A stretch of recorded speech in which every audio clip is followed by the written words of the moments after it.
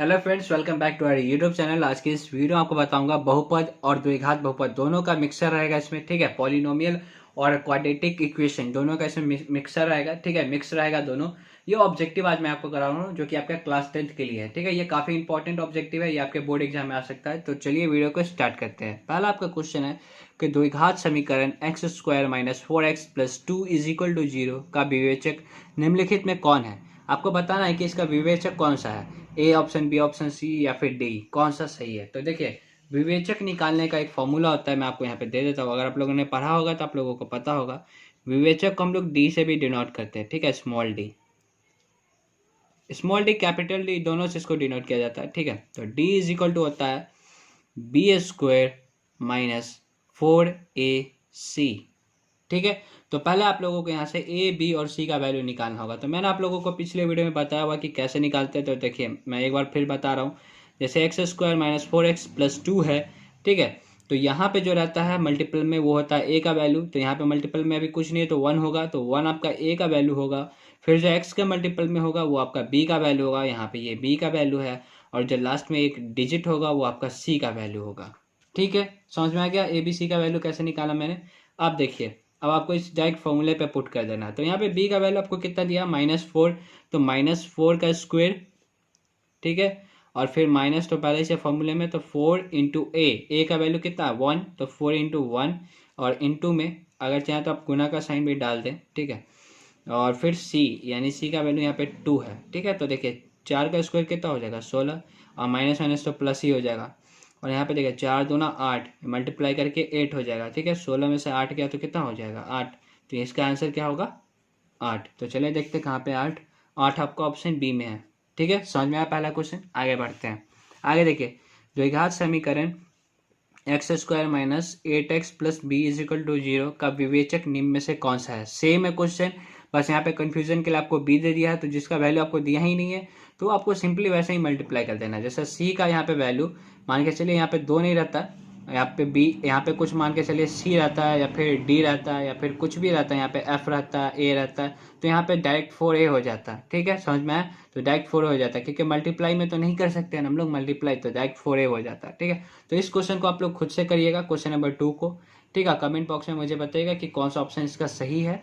ठीक है, अगर आपसे नहीं बनेगा तो मैं जरूर बताऊंगा, तो घबराना नहीं है। ठीक है, आपको ट्राई करना है। आगे देखिए, आगे क्वेश्चन आपका निम्न द्विघात समीकरण x square minus 5x plus 6 is equal to 0 के गुणनखंड है। बहुत सिंपल है, जैसे हम लोग सॉल्व करते थे ना एक्स का वैल्यू निकालने के लिए, सेम वैसे ही सॉल्व करेंगे। और फिर जो लास्ट में एक स्टेप पहले जो आता है ना मल्टीप्लाई वाला, वही आपका गुणनखंड कहलाता है। देखिए मैं आपको करके दिखाता हूँ। जैसे यहाँ पे आपका क्वेश्चन है x square minus 5x plus 6 is equal to 0। तो जैसे हम लोग एक्स का वैल्यू निकालते हैं ना, सेम हम लोग वैसे ही निकालेंगे। तो चलिए निकालते हैं एक्स का वैल्यू। पहले हम लोग क्या करते हैं, इस वाले नंबर को इस वाले नंबर से मल्टीप्लाई करते हैं। ठीक है, तो कितना हो जाता है 6x² आएगा। तो बीच वाले को ऐसे तोड़ना है दो पार्ट में। ठीक है, कि जोड़ने पर -5x आए और मल्टीप्लाई करने पर 6x² आए, कुछ नहीं है यानी प्लस वाला है ना। माइनस अगर यहाँ पे रहता है तो -6x² हम लोगों को लाना होता है। ठीक है, तो चलिए करते हैं। तो पहला आपका 3 हो जाएगा, दूसरा आपका 2 हो जाएगा। तो देखिए यहाँ पे अगर मैं 3x ले लूँ और -2x ले लूँ और प्लस 6 इज इक्वल टू 0 कर दूँ, तो देखिए अगर इस दोनों को आप जोड़ेंगे तो -5x आ जाएगा। ठीक है, इस दोनों को आप मल्टीप्लाई करेंगे तो 6x² आ जाएगा प्लस वाला, क्योंकि यहाँ पे भी माइनस है यहाँ पे भी माइनस है, तो प्लस आ ही जाएगा। और यहाँ पे आपका प्लस है ही, वही आपको लाना है। अब क्या करते हैं, अगला स्टेप x कॉमन लेते हैं। तो x कॉमन लेते हैं, यहाँ पे जो भी कॉमन आ रहा है वो ले लेंगे। ठीक है, तो पहले बार में आपका x कॉमन आ रहा है तो x-3, और यहाँ से आपका 2 कॉमन आएगा -2, जो -2 कॉमन लिया तो यहाँ पे x बचा और यहाँ पे -3। अब एक स्टेप और है, इस दोनों में से एक लेते हैं और ये जो बच जाता वो, तो यहाँ पे क्या हो जाएगा -2, और एक इस दोनों में से एक लेते हैं, क्योंकि दोनों सेम ही है तो एक ही लेना इसमें से। तो x-3 इज इक्वल टू 0। अब जो ये आ गया ना, यही आपका वैल्यू हो गया, है ना, यही आपका गुणनखंड हो गया, यही आपको बोला था निकालने के लिए। ठीक है, आज का अगला स्टेप हम लोग क्या करते हैं, इसके बराबर 0 रखते हैं, फिर इसके बराबर आप लोग 0 रखते हैं, फिर आपका एक्स वैल्यू वहां से निकल जाता है। तो आप लोगों को अगर गुणनखंड पूछे तो एक स्टेप पीछे हो जाना है। ठीक है, इससे एक स्टेप आपको आगे नहीं जाना है, एक स्टेप पीछे ही आपको रुक जाना है। यहाँ पे जो भी दो को मल्टीप्लाई आया है वही आपका गुणनखंड हो गया। तो देखिए यहाँ पे कौन सा मैच कर रहा है, यहाँ पे आपका मैच कर रहा है ऑप्शन ए। ठीक है, ऑप्शन ए यहाँ पे आपका बिल्कुल सही है। आगे देखिए, अगला क्वेश्चन आपका द्विघात समीकरण 3x² minus 2x plus 1/3 is equal to 0 के विवेचक का मान होगा। सेम क्वेश्चन है, विवेचक निकालना जो यहाँ पे मैंने अभी बताया। तो चलिए मैं आपको यहाँ पे फिर से इसको सॉल्व करा देता हूँ। ठीक है, विवेचक आपको यहाँ पे निकालना है। तो देखिए यहाँ से a का वैल्यू कितना आ जाएगा 3, a का वैल्यू 3 आ जाएगा। अब मैं ये बार बार नहीं बताऊंगा, ठीक है। a का वैल्यू 3 और b का वैल्यू कितना हो जाएगा -2 और c का वैल्यू आपका हो जाएगा 1/3। और फॉर्मूला क्या होता है d का, यानी विवेचक निकालने का b² minus 4ac, b² minus 4 into a into C. अब b का वैल्यू यहाँ पे क्या -2 का स्क्वायर माइनस 4, a का वैल्यू यहाँ पे 3 है, उसके बाद c का वैल्यू आपका क्या 1/3 है। तो यहाँ से 3 से 3 कट गया। ठीक है, यहाँ पे 2 का स्क्वायर कितना हो जाएगा 4, ये माइनस माइनस प्लस हो जाएगा। अब -4 ये कट गया तो कितना आ गया वैल्यू 0। अब बोलेंगे सर यहाँ पे प्लस कैसे हो गया, तो देखिए -2 इंटू -2 आप करिएगा तो क्या हो जाएगा +4 होगा ना। तो वैसे स्क्वायर में ऐसा ही होता है। ठीक है, स्क्वायर निकालना मतलब क्या है, इसी नंबर को इसी नंबर से मल्टीप्लाई करना। और क्यूब निकालना मतलब 3 बार उसी नंबर से मल्टीप्लाई करना। ठीक है, तो यहाँ से वैल्यू कितना आ गया आपका 0, तो 0 होगा इसका आंसर। तो यहाँ पे ए ऑप्शन आपका राइट है। ठीक है, आगे आगे देखते हैं हम लोग क्वेश्चन अगला क्या है। द्विघात समीकरण 8x² minus 4x plus 2/4 is equal to 0 विवेचक का मान होगा। सेम क्वेश्चन है, जैसा इस क्वेश्चन में मैंने विवेचक आपको निकाल के दिखाया है, सेम यहाँ पे भी आपको विवेचक ही निकालना है। ठीक है, तो ये भी क्वेश्चन आप लोग प्रैक्टिस करिएगा। ठीक है, जानबूझ के मैं एक एक क्वेश्चन छोड़ रहा हूँ ताकि आप लोग प्रैक्टिस कर सके। ऐसा ना हो कि आपका बेस थोड़ा वीक हो जाए। ठीक है, मैं ये नहीं चाहता हूँ, तो आप लोग प्रैक्टिस भी करते रहिए। आगे देखिए 6 नंबर क्वेश्चन है आपका, 64 के वर्गमूल को 64 के घनमूल से भाग देने पर क्या आएगा। बहुत बच्चे यहाँ पे कंफ्यूज करते हैं कि क्या है ये क्वेश्चन, क्या पूछ रहा है, कुछ समझ ही नहीं पाते वो।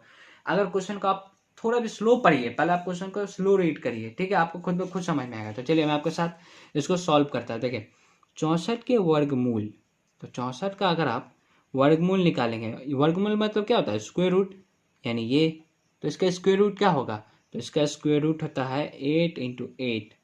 मैं आपको बार बार बोल रहा हूँ, कम से कम आप 1 से 20 तक का स्क्वायर रूट याद कर ले। ठीक है, स्क्वायर भी आप याद कर लेंगे तो उसी से आपका ये भी हो जाएगा। ठीक है, क्योंकि स्क्वायर का ही उल्टा स्क्वायर रूट है ना। तो यहाँ पे क्या हो जाएगा 2 8 है तो एक 8 बाहर आएगा, है ना। 8 8 64, इस दोनों का अगर आप मल्टीप्लाई करेंगे तो 64 आएगा। ठीक है, तो एक 2 8 है तो एक 8 बाहर आ गया, तो वर्गमूल कहाँ से, यहाँ से आपको वर्गमूल कितना मिल गया 8, तो 8 को आप रखे रहिए। आगे देखिए 64 के वर्गमूल को, तो इतना तो मैंने वर्गमूल निकाल लिया। अब बोल रहा है फिर 64 के घनमूल। अब बोल रहा है कि 64 का घनमूल, घनमूल मतलब क्यूब रूट, यानी यहाँ पे 3 आ जाएगा, यानी 3 में से आपको एक बाहर निकालना है। तो क्या करेंगे, तो 4 इंटू 4 इंटू 4 ये होता है 4 चौका 16, 16 चौका 64, है ना। तो यहाँ पे 3 मिल रहा है तो एक 4 बाहर आ जाएगा, तो एक 4 यहाँ से आपका बाहर आ गया। ठीक है, अब देखिए क्या बोल रहा है, से भाग देने पर क्या आएगा। तो देखिए 64 के वर्गमूल को 64 के घनमूल से भाग देने पे क्या आएगा, तो 64 का वर्गमूल हम लोग निकाले तो कितना आया है 8, और 64 का घनमूल निकालने तो कितना आया 4, तो बोला ये भाग दे देने। तो भाग देने के बाद कितना हो जाएगा 4 दूना 8, यानी 2 आ रहा है, तो 2 होगा इसका आंसर। सिंपल है 2। देखिए कितना सिंपल था। आगे क्वेश्चन बिल्कुल सेम है, इसलिए मैंने सेम क्वेश्चन लिया ताकि आप इसको प्रैक्टिस कर सके। बोल रहा है 128 के वर्गमूल को 128 के घनमूल से भाग देने पर क्या आएगा। तो ये क्वेश्चन आपको करना है। ठीक है, अगर नहीं होगा तो मैं आपको बताऊंगा, टेंशन नहीं लेना आपको। ठीक है, नहीं होगा मैं आपको बताऊंगा। ठीक है, आप बस कमेंट कर दीजिएगा कि सर ये क्वेश्चन मुझसे नहीं हुआ, तो मैं बता दूंगा। ठीक है, आगे बढ़ते हैं। आगे देखिए 8 नंबर क्वेश्चन आपका बोल रहा है, 8 नंबर काफ़ी आसान है। देखिए 8 नंबर क्वेश्चन है x² / 5 इज इक्वल टू 5 का हल है। सिंपल है, देखिए x² / 5 इक्वल टू 5, x का आपको वैल्यू निकालना है, इस समीकरण का हल निकालना है। तो देखिए यहाँ पे बाई 1 कर सकता हूँ मैं, इसको इससे मल्टीप्लाई किया, इसको क्रॉस मल्टीप्लीकेशन बोलते हैं। ठीक है, ऐसे इसको इससे, तो क्या हो जाएगा x² और इधर इक्वल में कितना आ जाएगा 25, और x इज इक्वल टू कितना हो जाएगा, ये रूट में 25 चला जाएगा। 25 किसका होता है, तो 5 का होता है ना, 5 का स्क्वायर होता है 25, तो 5, तो डायरेक्ट 5 आपको आप नहीं लिखना है, बच्चा वाला क्लास से आप आगे आ गए। ठीक है, तो प्लस माइनस आपको लिखना है। ठीक है, प्लस माइनस, एक प्लस होगा एक माइनस होगा। ठीक है, तो यहाँ पे देख लेते हैं कौन सा ऑप्शन सही है। ये तो नहीं होगा, ये भी नहीं होगा, ये होगा आपका +-5, ऑप्शन सी इसका राइट है। ठीक है, आगे देखिए समीकरण x² / 4 is equal to 9। Same question है, आपको आसानी से सॉल्व हो जाएगा। ठीक है। इसका हल निकालना, सेम क्रॉस मल्टीप्लाई करेंगे, उसके बाद जो वैल्यू आएगा वही आपको यहाँ पे लिख देना। ठीक है, तो ये भी क्वेश्चन आपको करना है 9 नंबर। आगे बढ़ते हैं। आगे देखिए, समीकरण 2x² minus 50 is equal to 0 के मूल हैं। मूल हम लोग बोलते हैं x को ही, ठीक है, मतलब x का जो वैल्यू होता है उसको हम लोग मूल बोलते हैं हिंदी में। ठीक है, तो चलिए निकालते हैं। ये क्वेश्चन काफ़ी आसान है, यहीं पे बन जाएगा, इतना ही में बन जाएगा ये। देखिए क्या है, 2x² minus 50 is equal to 0।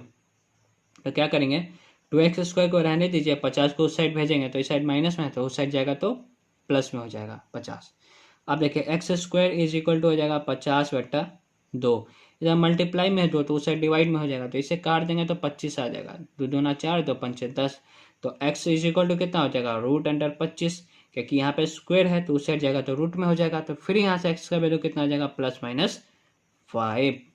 तो देखते हैं कौन सा ऑप्शन सही है यहाँ पे। तो देखिए यहाँ पे ऑप्शन आपका सी सही है, एक -5 एक +5, ये आपका ऑप्शन सही है। ठीक है, आगे देखिए, समीकरण 3x² minus 48 is equal to 0 के मूल होंगे। सेम क्वेश्चन है, सेम अभी जैसा मैंने बताया वैसे ही आपको इसको सॉल्व करना है। अगर आपको डाउट आता तो आप रिवाइंड करके वीडियो को देख सकते हैं। ठीक है, आगे देखते हैं।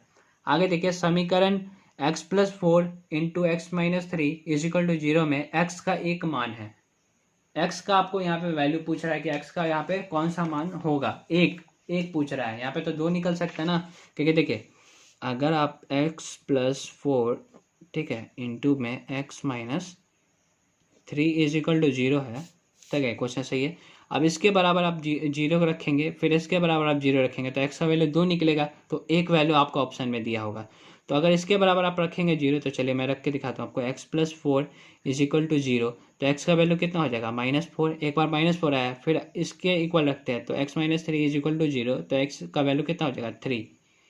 ठीक है, तो यहाँ पे क्या हो जाएगा आपका, देखिए -4 तो कहीं पे भी नहीं है, लेकिन 3 है, तो आपको ऑप्शन बी सही है। अगर -4 होता तो -4 को ही लेते हैं हम लोग ऑप्शन में। ठीक है, तो अगला आपका एक क्वेश्चन है, समीकरण x+5 into x-6 is equal to 0 में x का एक मान है।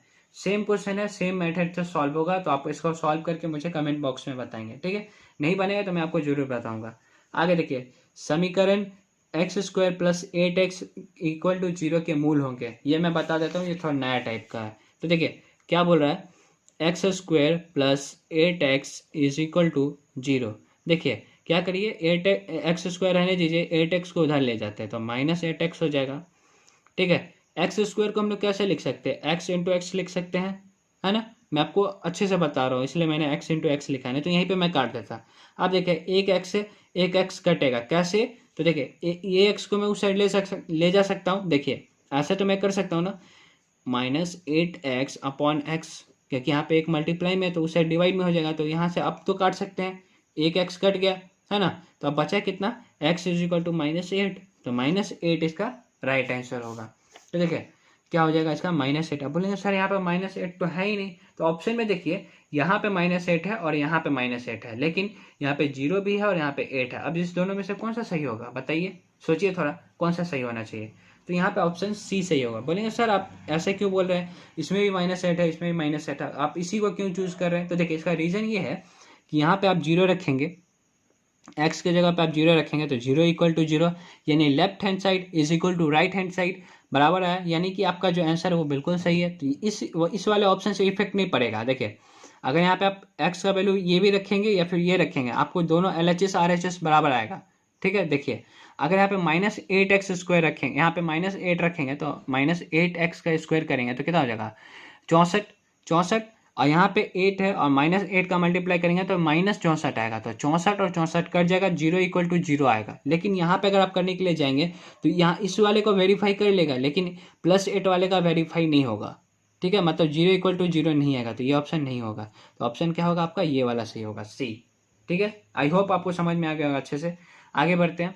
आगे देखिए, समीकरण x² plus 6x is equal to 0 के मूल होंगे। सेम क्वेश्चन है, ठीक है, आपको वैसे ही सॉल्व करना है जैसे अभी मैंने 14 नंबर क्वेश्चन को सॉल्व किया, 15 नंबर सेम सॉल्व होगा जैसे ऊपर वाले को मैंने किया। अगर नहीं हो पाता आपसे तो आप नीचे कमेंट करिएगा, लेकिन एक बार जरूर सॉल्व करके देखिएगा। देखिए अगला क्वेश्चन आपका, द्विघात समीकरण के मूलों की संख्या होती है, मूल यानी x, ठीक है। एक्स का जो वैल्यू होता है उसको ही हम लोग मूल बोलते हैं, उसको ही हम लोग शून्यक बोलते हैं, ठीक है। बस अलग अलग ये बोलने का तरीका है, लेकिन हम लोग एक्स का ही बात करें जो वैल्यू आता है, ठीक है, जो उस इक्वेशन का सेटिस्फाई करता है, ठीक है, एलएचएस और आरएचएस को इक्वल करता है, ठीक है।